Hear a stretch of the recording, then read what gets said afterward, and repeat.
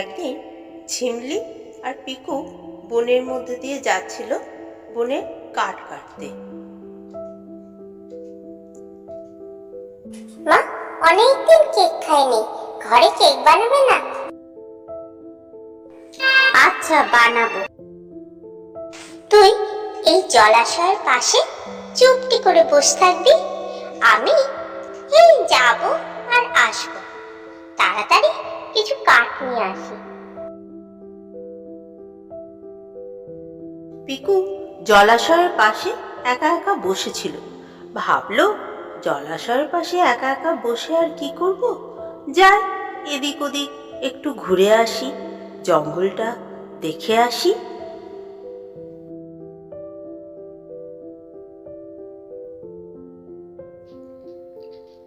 পিকু জঙ্গলটা ঘুরতে গেল, একটা ঝর্ণার ধারে গেল। কি সুন্দর, সেখানে কিছুক্ষণ খেলা করলো।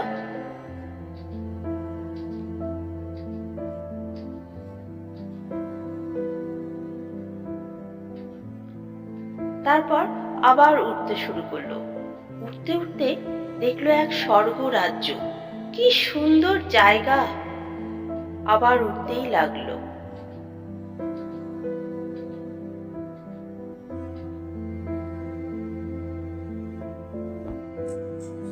হ্যাঁ ভাই, তুমি এসেছো। আমাদের ওই ডাইনির হাত থেকে মুক্ত করো।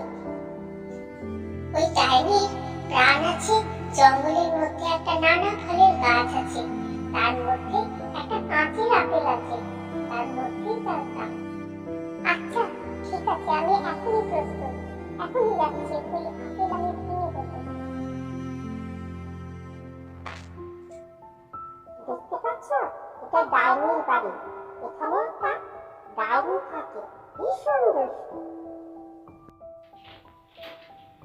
পিকু দেখলো ওই বাড়ি থেকে সত্যি একটা দুষ্টু ডাইনি বেরিয়ে এলো। এসে বলছে, কে রে, কে রে? আমার বাগানে কিসের যেন গন্ধ পাচ্ছি। যদি আমার বাগানে কেউ একটা ফুলে হাত দিস না, তাকেই ফুল বানিয়ে রেখে দেব, দেখবি।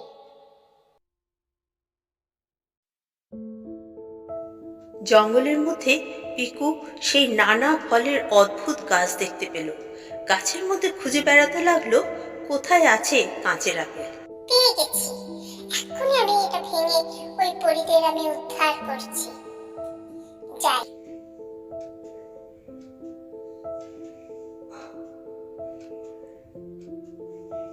একটি উদ্যানের মাঝে আপেলটি নিয়ে এসে পিকু সঙ্গে সঙ্গে আছাড় মেরে ভেঙে দিল। আছাড় মেরে ভেঙে যাওয়ার সঙ্গে সঙ্গে ওইদিকে ডাইনির প্রাণও শেষ হয়ে গেল।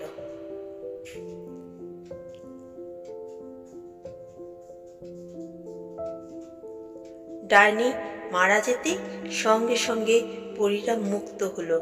কি মজা, কি মজা, তোমরা উদ্ধার হয়েছো বলো? হ্যাঁ হ্যাঁ, খুব আনন্দ পেয়েছি, অনেক ধন্যবাদ। এদিকে ঝিমলি কাঁদতে লাগছিল যে পিকুকে সারা দিন সে কোথাও খুঁজে পায়নি। পরীরা তাকে নিয়ে চলে এলো পিকুকে। মামা দেখো, আমি কার সাথে এসেছি। ও মা, তখন পরীরা বলল, আজকে পিকুই আমাদের উদ্ধার করেছে ডাইনির হাত থেকে। এর জন্য উপহার, এই কেকের বাড়ি তোমাদের উপহার দিলাম, আর নানা উপহার এর মধ্যে আছে। এখন আসি বন্ধু, বিদায়।